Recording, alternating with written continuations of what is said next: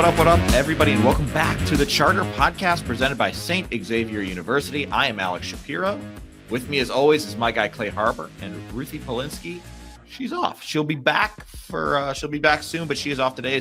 You just got me and Clay. You just got me and Clay today, and today we are talking about the NFL offseason. We're right in the thick of it right now, and we have a man here who has a lot of experience playing in the NFL, going through many NFL offseasons, and he's going to tell us what it's like going through the NFL offseason at various stages of a player's career. So before we begin, Clay, what up? How are you doing, man?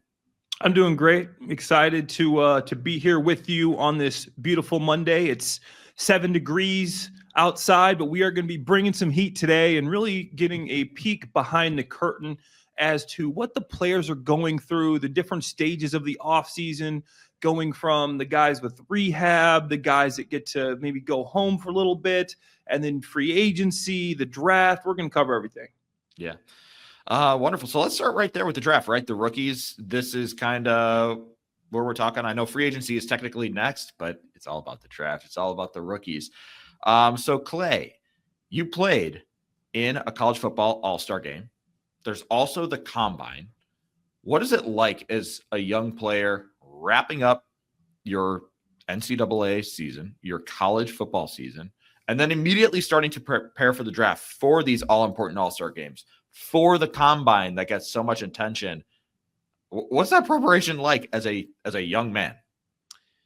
It's interesting. And Alex, actually, I played in 2 college all-star games. Back in the day, there was a game called the Texas First Nation game. I think it might now be the NFL Players Association Bowl. But it was the third level one. Then I did the East-West Shrine game. So I did 2. So I'm like, I'm from Missouri State. I want a chance to get in front of these other guys from the bigger schools and show these scouts and player personnel men that I am not just some lower level guy that was dominating this competition that wasn't up to the standard of the NFL. So that was my thought process. But it's really interesting because 90% of the guys, when their season ends, they will go somewhere to train. For me, I went to IMG Academies in Bradenton, Florida. It's big for tennis. It's big for all sorts of training. The Olympic teams train there, but they also have a football and a combine program. So what you do is you finish your season and you go train. You start training for the combine, obviously, and then you also need to train for these all-star games. So it's like this interesting mix because you're kind of training like a track athlete, but you're also got to stay in shape because you're going to be playing football at these all-star games, and both of them can equally impact your draft stock, which is the whole reason that you go to these places to train, is to improve your draft stock. So it's this interesting training where you're training the 40s, the jumps, the bench press, but you're also still doing your field drills to get ready for that sort of thing. So then what comes first, obviously, all-star games. You leave, you go to your all-star games, you perform there, and then you'll come straight back to your training facility and you'll start really ramping up the training for the combine all the way up to a few days before the combine is when we call the taper. You taper off. So when you go and run and jump and do all that stuff at the combine, you'll be at your best and you'll be strong, you'll be fully recovered. And then obviously after the combine, that's when you start really progressing to the training for the NFL specific stuff. So it's kind of a whirlwind for these rookies. These guys are going to become rookies because you don't really get no time off. You're going from the end of your season to training to all-star games to combine to right after the draft. You train all the way up to the draft. A few days after the draft, you're going to mini camp. So there's really no off season, no time off. It's an interesting time. I think that's why it's kind of difficult for a lot of these guys to have great seasons the full way through. You know, you heard of the rookie wall. That's why the rookie wall exists. What's the hardest part of the rookie wall? Because you do hear about that, right? There's the mental portion of it, of learning an NFL playbook. There's the physical portion of it. For you, what was the toughest part of the rookie wall, and when did it hit you? I would say, firstly, the tough thing for me was coming from Missouri State was getting used to the environment of playing with the Philadelphia Eagles, right? And I think that we saw a couple of instances with guys this year. You say 𝗵𝗫 coming from Yale, a FCS school that probably averages about 5,000 to 10,000 fans per game. he's never done a silent count before. Now you're playing with the Chicago Bears. I was playing with Philadelphia Eagles. It's a Monday night football game. You're over there at Dallas Cowboy Stadium. He's at Minnesota Stadium, US Bank. You can't hear yourself think. You're doing a silent count. You're just getting used to the environment. The playbook's different. The checks are different. But the biggest thing, I think, is the length of the season. In college, you're going to have anywhere between 10, 12 games typically, unless you maybe now with the college playoff, you go all the way to national championship, you could have like 14 games, maybe 15. But in the NFL, 18 games, 17, 18. So it's just a longer season. And plus, you're starting here with training camp into preseason. Now, the length of the season is just so much longer. And near the end of that, it just feels like your legs, your bumps, your bruises, your body's used to football. But what it's not used to is the length of this season. When you're playing for just 4-5 months straight football, to me, that was the hardest part about being a rookie. Yeah. Now, to bring it back to, the All-Star games and the combine and this pre-draft process, there's a lot of different touch points with a lot of different teams, right? You have to kind of get to know you interviews and then, maybe some other interviews, right? With teams as you try and see if you're a good fit. Can you take us behind the curtain of what it's like talking with those personnel groupings, with those coaches, with those GMs as a draft prospect? Yeah, so it's interesting because you get an opportunity to talk with scouts at the All-Star games, right? If you're at the East-West Shrine game, you're going to talk with scouts from every team. Maybe there'll be a position coach or two there. You get a chance to meet them. At the Senior Bowl, obviously, you'll see a lot of the GMs, the coaches. They're kind of floating around there and in different meeting rooms. You get a chance to meet some of these guys. But at the Combine, that's when it's allotted, right? You have a chance to come in and sit down with the entire team's staff. So I remember going to the Combine, talking to Pete Carroll and the entire Seahawks staff. You have the GM, you have the coach, you have the position coaches. Everybody's in a room, and they get to pick which players they want to meet with. I remember going and talking to Bill Belichick in the New England Patriots. I remember talking to Rex Ryan in New York Jets. And you just come in there, they'll put on your film, they'll show you some of your best plays, show you some of your worst plays. I mean, everybody does it differently. Some of them are just having fun conversations. Some of them are jumping right into ball and asking you, what front is this? What coverage is this? What would you do in this situation? What would you do in that situation? And they start grilling you right away. Some people, it's more of they want to laugh and joke with you, see what kind of person you are, maybe see if you're easygoing, how locked in you are, if you have a personality. So it's all different. But the difference from the All-Star games to the Combine is the amount of people and how structured it is, right? It's this structured meetings with everybody. At the All-Star games, you'll meet with some teams, you'll meet with some scouts, maybe even some coaches, but in passing, and it's not everybody at once. At the Combine is when you meet with everybody at once as a rookie, and you really get a chance, these coaches get a chance to pick your brain and see what kind of person you are. Obviously, you meet with tons of teams, and you ended up being drafted 4th round by the Philadelphia Eagles. As you go throughout the process, like, how clued into you that, like, okay, the Eagles really like me, day 3, this could be my day? Or is there still like a sense of mystery? How dialed into are you with all that? Yeah, you're not. And I thought I was. These teams had told me, they liked me a lot and they were going to draft me here. I thought I was going to the Jets. I thought I was going to the Cowboys. The Cowboys had a picture of their draft board that year slip. I was on their 4th round draft board. So if I'd have slipped a couple more picks, I might have been a Cowboy. So I thought I had narrowed it down to 7 teams that were going to draft me. The Eagles were not one of them. I took a lot of pre-draft visits where you're visiting the teams, and that's after the Combine, before the draft. There's this pre-draft visits, the top 20 visits, and then you get to bring some lower-level guys in.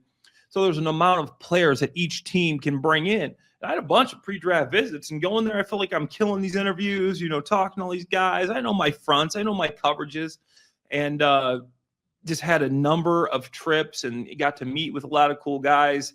And Dallas, the Jets, Seahawks took a lot of trips. It was really fun. It was really cool. The Eagles weren't on my list, and they're the ones that ended up drafting me. So you really don't know. And that's what I thought was interesting, because I didn't meet with Philly at the Combine, met with a bunch of teams at the Combine, met with a ton of teams pre-draft visits, met with a lot of teams, a lot of like personnel men during All-Star games. Eagles, I met with their tight end coach once at the Combine. And that was just the tight end coach. You go into each position group goes into a room at the Combine with all the position coaches in the NFL. So every tight end position coach is in the room with every tight end prospect that's at the Combine. Only time I talked to Philly was their tight end coach for, I think it was 10 minutes. They put a clock on 10 minutes. It was like speed dating. And you go to the next person. You talk, they ask you these questions. And then you go back and forth like that. So I really don't know. Sometimes I think if you're a top 10, top 15 pick, you have more of a sense. But when you get down to that mid-range, it's crapshoot. So you must have made a hell of an impression in that 10-minute speed dating thing with that tight ends coach, that they were like, we don't need to talk to 𝗂𝗏𝗯b𝗹 anymore. Yeah.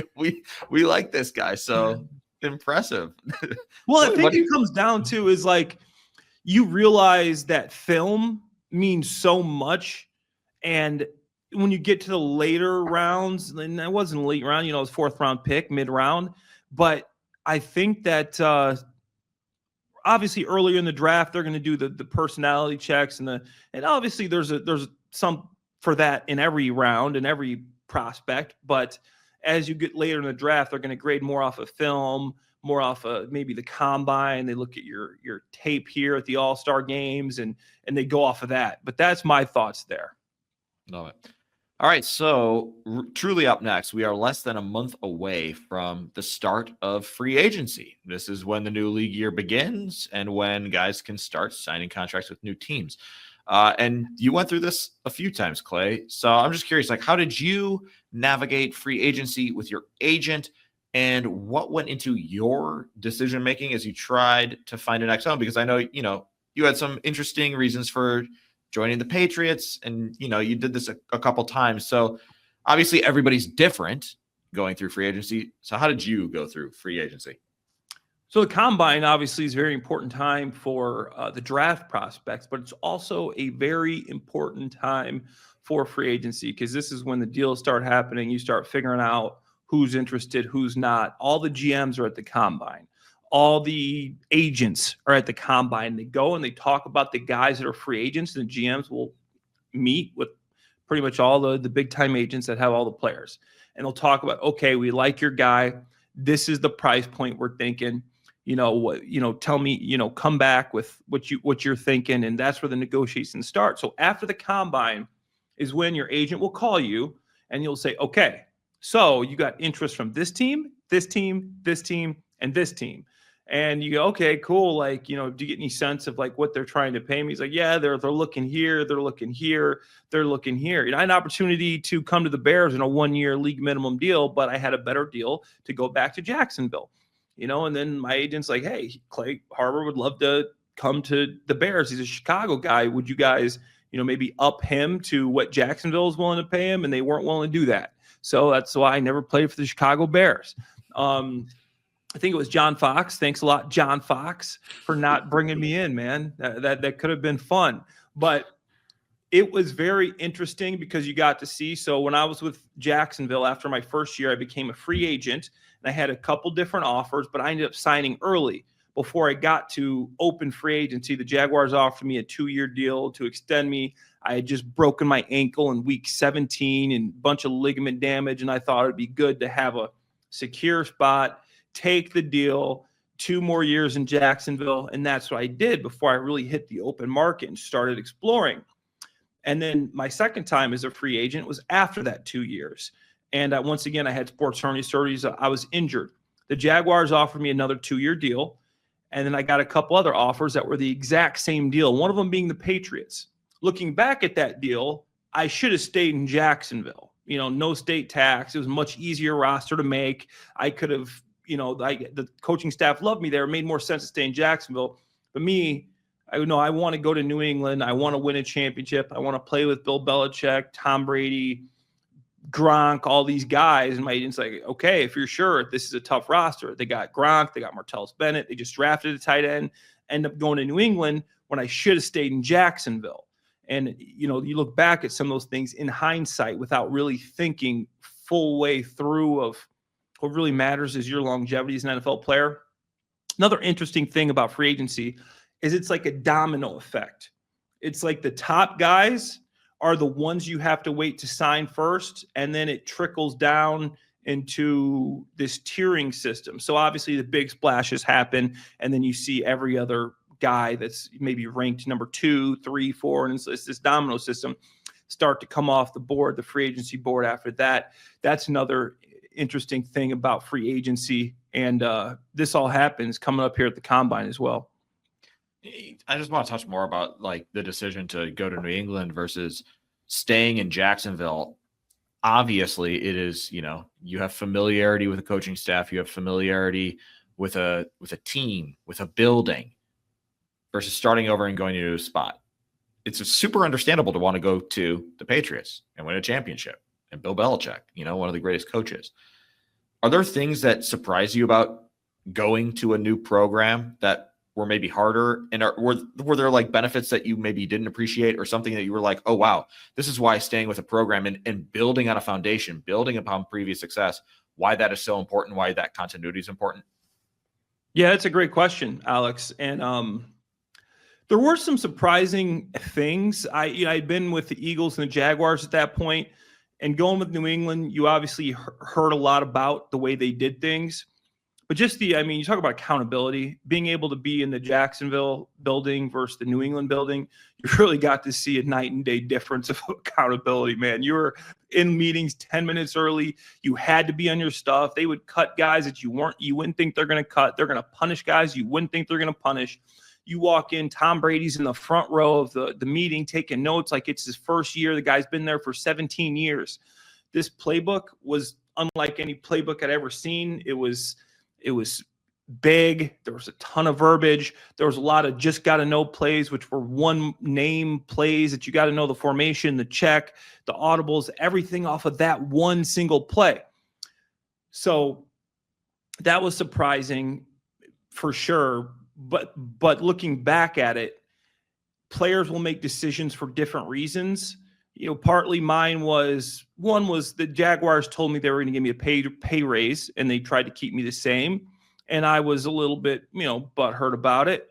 And then I'm like, okay, so it's still a solid deal. I could come back here. And looking back, I'm like, I know if I go to New England, some of the GMs and people start to look at you differently if you're a player that's been to a ton of different teams. If you played with the Jaguars for, 7 years, people say, oh, long time Jaguar. If you start going different teams, even because you choose to sometimes, journeyman, this guy, you can't stay with a program, a team. So that's also something that I thought about. It's like, why are you hopping from relationship to relationship? You can't keep a girlfriend. It's just kind of like the same thing in football, but in football terms. So that was something that was interesting as well. But obviously in hindsight, everything's 2020. Most of the time, the highest bidder will get the player if it's close. And, the player, if it's even, if it's close, obviously situation comes into play. Love it. And then you talked about the injuries, right? You went through it with a few injuries, and the Bears are going to have guys coming off injury, like Braxton Jones, Andrew Billings. These guys are going to be Chicago Bears next year, and they are going to be recovering from serious injuries. And I feel like a lot of attention or thought isn't often put on like, oh yeah, these guys, have to get ready for the season. They also have to recover and rehab on top of their normal recovery. So at the risk of asking a really dumb question, like how does entering the offseason injured versus healthy change your year and change your ability to prepare for the next season? First things first, let's talk about the logistics of it. Is when the season ends, if you're healthy, you get to go home for several months and you'll train at home. You'll take a couple weeks off, maybe, still stay in shape, but nothing crazy. When you get hurt, you're stuck in the city that you play in because you got to rehab, right? So you're going to be rehabbing at the team facility. They want you there, and it's mandatory for you to get this time off unless you're injured. So when I broke my ankle, I told you about in Jacksonville, week 17, second half, broken ankle. That talk about brutal. Go through the whole year, don't miss a single game, single play. Second half of the last game of the season, break my ankle. Have to stay in Jacksonville the whole offseason to rehab. So firstly, you miss that whole time with your family, your friends, getting away from the facility, getting away from the team and everything. And then you come back, and instead of working to kind of improve your game, you're kind of just working to get back to normal. That's how I felt. And you don't think about that once you're healthy and playing. You obviously feel like you're back in the swing of things, but sometimes there's some setbacks. Sometimes things aren't healing up as quick as you want them to. And there's a ton of things that can happen. But I can't overstate going into an offseason healthy, how important that is. And I think that guys like Billings will be fine. He's a veteran defensive tackle. I mean, that's not a high-risk position.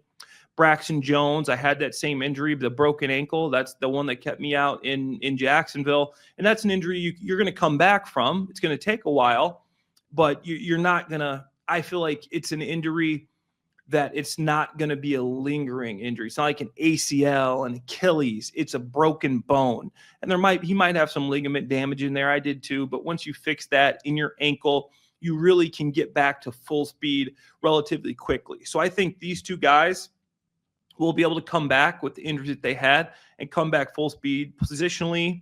And I think injury-wise, they're not lingering injuries, but they will be stuck in Chicago rehabbing. They won't get to experience that time at home. You might get a week to go somewhere where you have a set. The team will send you to a specific rehab facility if you want to go home for a week, and they'll keep tabs on you, and the rehab facility will send them reports of how you're doing. It's a very highly regulated thing, because they want to make sure that they're getting the most from their investment. They spend a lot of money on these guys, and they count a lot on these guys, so they make sure that you are on track, because the best ability is availability. Mm-hmm. It really is. And that's, what might influence the decision the Bears have with Tevin Jenkins, right? Tevin Jenkins, when he's on the field, looks pretty darn good, but he hasn't been on the field enough. So, I mean, it goes to that availability is the best ability thing. So with that in mind, and with, as you said, the difference between getting back healthy or improving, if you are healthy and are able to improve holistically, all of your NFL experience, what do you think were your keys to success in the offseason? Because, you played for several teams, but you did have a lengthy NFL career. So what were your keys to success in the offseason? It's figuring out your routine. And I think for the young guys, that's difficult. And that might sound a little bit cliche, but staying healthy, making sure you got a good training facility, a training regimen, obviously to keep your body healthy.